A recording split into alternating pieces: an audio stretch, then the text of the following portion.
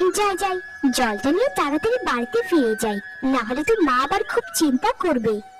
মা শুধু শুধু কেন জামাই নিয়ে চিন্তা করে সেটাই আমি বুঝি না। আমি কি সেই ছোটটি রয়েছি? তবে চিন্তা তো করতেই পারে, কারণ আমার বাবার মৃত্যুর পর থেকে মাই তো আমাকে একা একা মানুষ করেছে। এটাও সত্যি যে মাকে আমি খুব ভালোবাসি।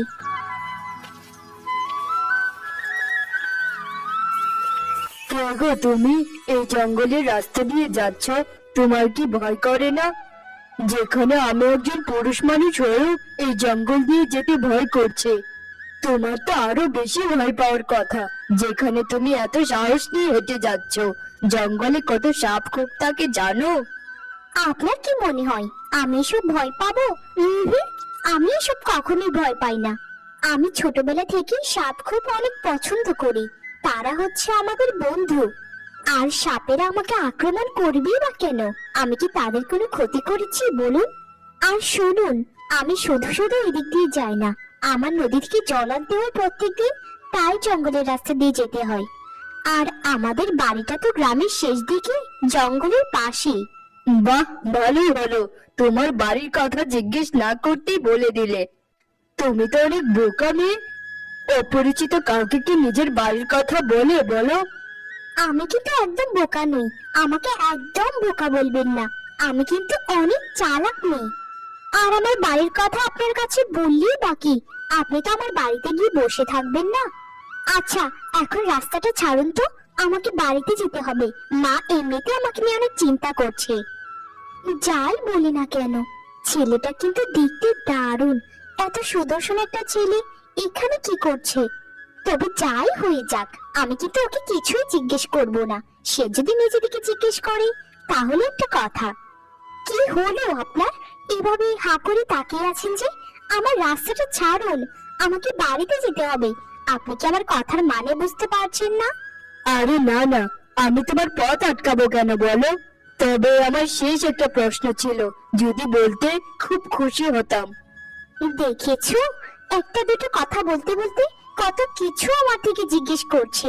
আচ্ছা, যাই হোক, আমিও কিছু বলি ওকে, কারণ তাকে আমার বড্ড ভালো লেগে গেছে।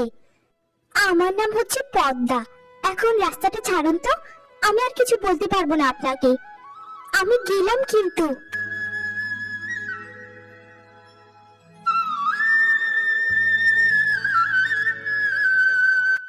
পদ্মা মা, তোকে কতবার করে বলেছি যে ওই জঙ্গলের রাস্তাটা দিয়ে যাস না। জঙ্গলের পাশের নদী থেকে জল না এনে তুই গ্রামের ভেতরের কারো কাছ থেকে জল আনিস, সেটাই সব থেকে ভালো হয়। এমনিতেই তো তোর বাবা বেঁচে নেই, আমাদের কি কত কিছু বলে লোকজনে। আচ্ছা মা, তুমি কি যে বলো না, ওই যে শ্যামলীদের এখান থেকে যে জল আনতাম আগে, দেখতে না তার মা কত নাক মুখ ঝাড়ে দিত।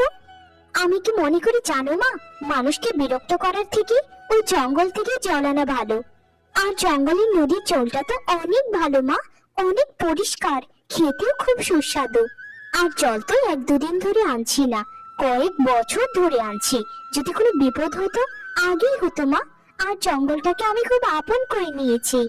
আমাকে নিয়ে এত চিন্তা করতে হবে না তোমায়, আমি কিন্তু অনেক বড় হয়ে গেছি। চিন্তা কি আর সাধে করি রে মা, তুই হচ্ছিস এখন বিবাহ যোগ্যা। তোকে যেদিন একটা ভালো ছেলের হাতে তুলে দেব, সেদিনই আমি শান্তি পাবো, এর আগে নয়। তবে একটা কথা বলি তোকে, তোর যদি কাউকে পছন্দ হয় সরাসরি কিন্তু আমায় বলবি, কিছু লোকাবে না। লোকালে কিন্তু আমি বড্ড কষ্ট পাবো রে মা।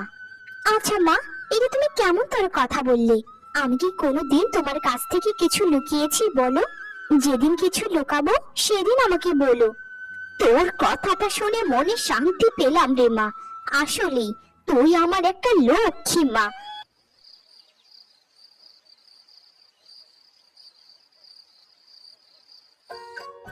মা, কি ব্যাপার বলো তো? আজকে তুমি আমার সব পছন্দের খাবার রান্না করলে।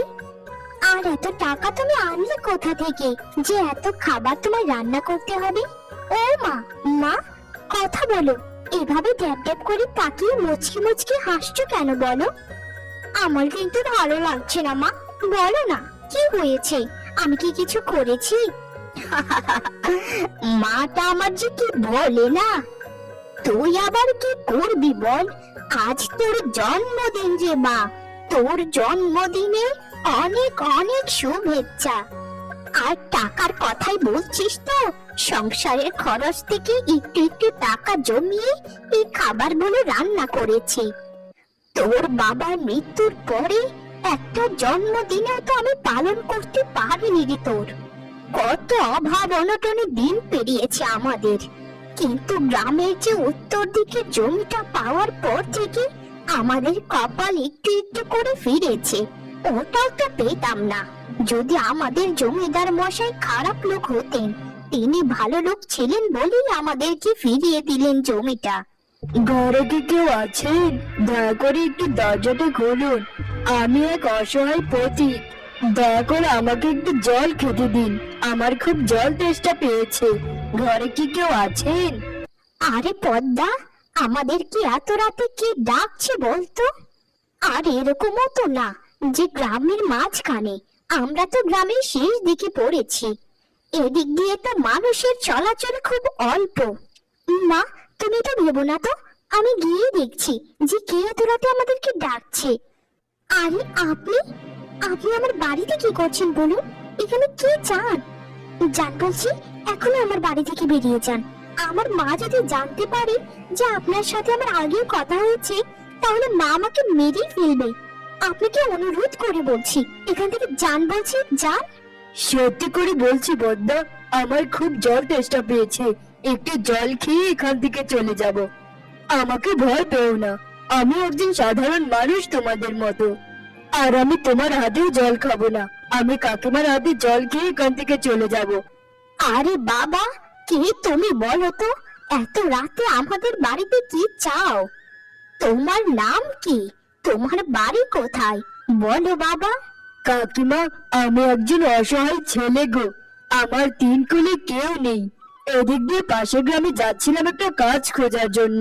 পথে খুব জল তেষ্টা পেলো, তাই জঙ্গলে কিছুক্ষণ জিরিয়ে তারপর এখানে এলাম। আহারে বাবা, এটা তুমি কি বললে? তোমার মতো এরকম একটা ছেলের তিন কুলে কেউ নেই? বাবা, তুমি যদি কিছু মনে না করো, তুমি আমাদের সাথেই থাকতে পারো। আমাদেরও কেউ নেই। আমাদের একটা জমি আছে বাবা, সেটা তুমি চাষাবাদ করতে পারো। সত্যি বলছেন কাকিমা? আমাকে আপনাদের এখানে থাকতে দেবেন? সত্যি বলতে আজ আমার মায়ের কথা খুব মনে পড়ছে। আমার মা থাকলেও বোধহয় এভাবে আমাকে ভালোবাসতো। আপনার প্রতি আমি সারা জীবন কৃতজ্ঞ থাকবো কাকিমা। আপনার ঋণ কোনো দিনও ভুলবো না। আমি আপনাদের সংসারে সকল কাজকর্ম করে দেব কাকিমা। আপনার কাছে শুধু একটাই চাওয়া, শুধুমাত্র একটু আমাকে ভালোবাসবেন। আহা হা হা হা, এরকম একটা মিষ্টি স্বভাবের আর সুদর্শন ছেলে তো আমার মেয়ের জন্য চেয়েছিলাম। বিধাতার বুঝি এটাই ইচ্ছে যে এই ছেলের সাথে আমার মেয়ের বিয়ে হোক। তবে একে আমি কোনো দিনও হাত ছাড়া করব না। সারা জীবন আমার কাছে রেখে দেব। আমার একটা ছেলে হবে আর একটা মেয়ে হবে। ঠিক আছে বাবা, তুমি আজ থেকে আমার ছেলে, বুঝেছো? যাও বাবা, এখন হাত মুখগুলো ধুয়ে খেতে বসো, তারপর ঘুমিয়ে পড়ো। সারাদিন না জানি শরীরের উপর দিয়ে কত দখল গেছে তোমার।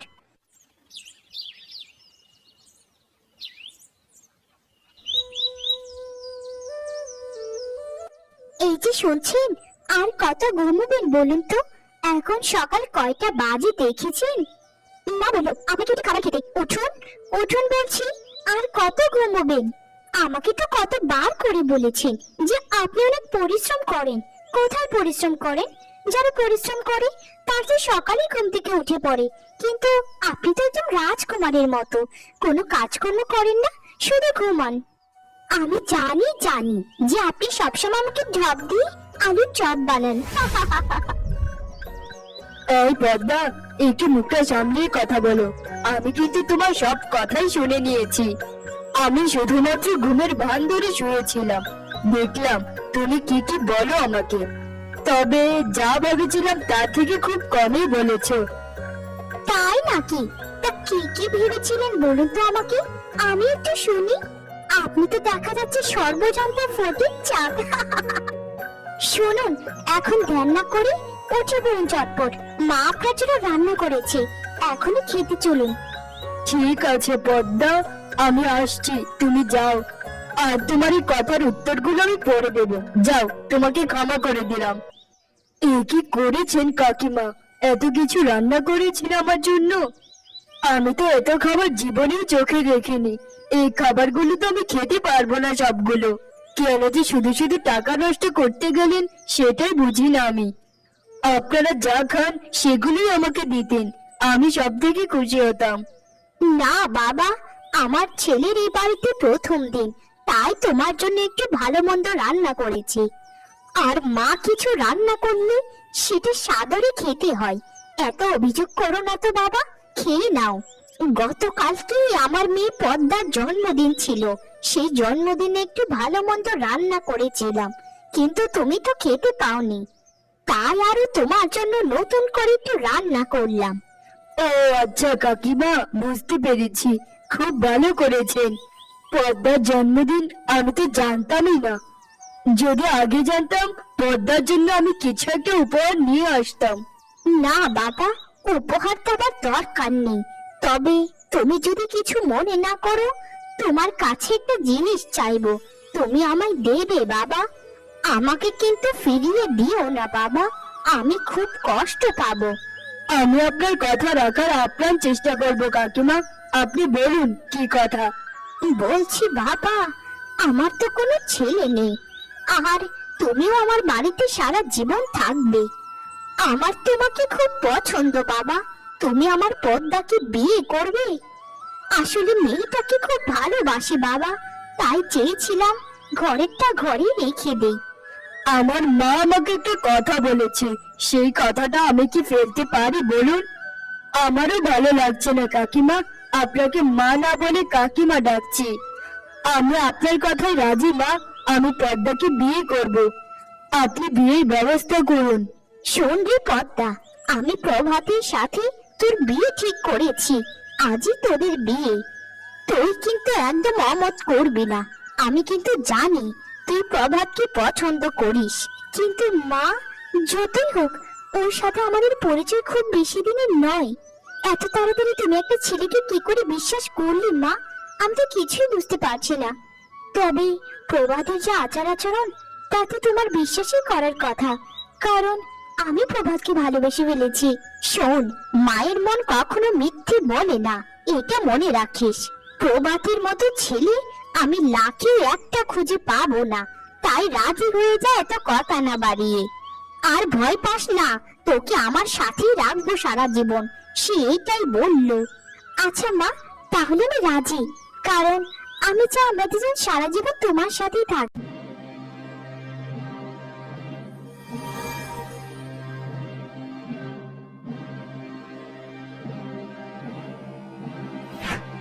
আরে এত রাতে আবার কোথায় গেল? আমি তো কিছুই বুঝতে পারছি না। আচ্ছা, বোধহয় বাইরে গেছে, আমি তাহলে ঘুমি। না না, ব্যাপারটা আমার একদম সুবিধার মনে হচ্ছে না। বেশ কিছুদিন ধরে দেখছি আমার স্বামী রাতে উঠে কোথায় যেন চলে যায়। না না, আমি আজ ওর পিছু নেব, গিয়ে দেখবো ও কি করে প্রত্যেকদিন। আর তো শুধু না বেরিয়ে এখনই বেরিয়ে পড়ি।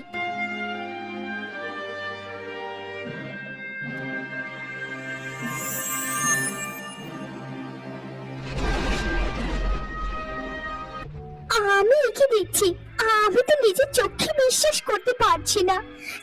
তুমি একটা সাপ, আমার স্বামী একটা সাপ। তুমি একটা ইচ্ছেধারী নাগ, তুমি আমাকে ধোঁকা দিয়েছো, তুমি মানুষের পরিচয় আমাকে বিয়ে করেছো। তুমি এ কি করলে পদ্মা? তুমি আমার আসল রূপ দেখে ফেলেছো।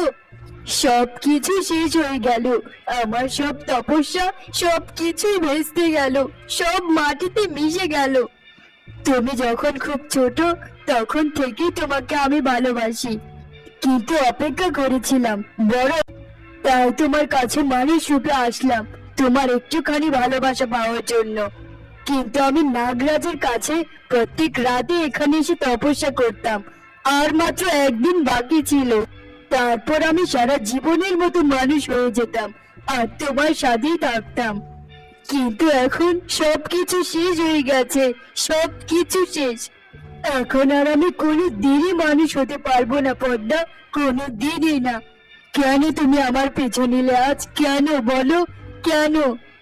আর মাত্র একটা দিন ছিল, বছরের পর বছর কত কষ্টই না আমি করেছি। আমি তোমাদের সব কথা শুনে নিয়েছি বাবা। আমার মেয়েকে তুমি ক্ষমা করে দাও, কিছু একটা করো বাবা। আমার মেয়ে তোমাকে বড্ড ভালোবাসে। তোমাকে অনুরোধ করে বলছি বাবা, তুমি আমার মেয়েকে ছেড়ে যেও না। সে তোমাকে ছাড়া বাঁচবে না। আমার আর কিছু করার নেই মা, আমার এই জীবন রেখে আর কোনো লাভ নেই। সাপে মানুষে কোনো দিনই সংসার হয় না মা। আমি যদি নাগরাজকে অনুরোধ করি পদ্মাকে সারা জীবনের মতো সাপ বানিয়ে দিতে পারে, তাহলে আমরা দুজন একসাথে থাকতে পারবো। এছাড়া সম্ভব নয়। আমি সবই থাকবো তোমার সাথে, তুমি আমাকে শুধু তোমার সাথে নিয়ে যাও। আমি তোমাকে ছাড়া বাঁচবো না। সত্যি তুমি আমার সাথে যাবে পদ্মা, কিন্তু মা, মা একা একা থাকবে কি করে? তুমি মায়ের সাথেই থাকো পদ্মা, আমাকে তুমি ভুলে যেও। না না বাবা, এরকম ভুল করো না। আমার জন্য তোমাদের নিষ্পাপ ভালোবাসাকে মেরে ফেলো না। আমি একা একা থাকতে পারবো বাবা। শুধু প্রত্যেক সপ্তাহে তোমরা দুজন আমার সাথে একটু দেখা করে যেও, তাহলেই আমি খুব খুশি থাকবো। যাও বাবা, যা রে মা পদ্মা, তোরা দুজন সারা জীবন সুখী থাকিস। আমার আশীর্বাদ সবসময় তোদের মাথার উপরে